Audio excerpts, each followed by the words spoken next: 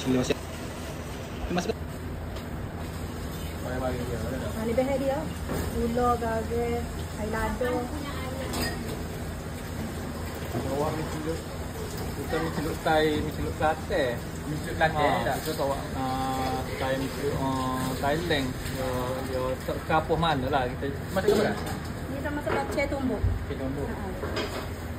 Capcay sini tak perlu gula, air daging. Boleh. Nak pedas ke nak biasa? Pedas. Kayu pun kita pakai Gula. Gula.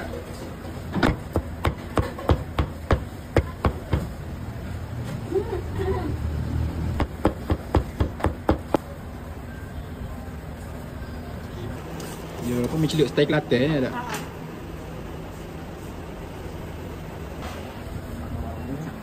Dua belayar. Dua belayar je dia. Okey. Dah cukup. Kalau nak tambah kilo kita cek dia.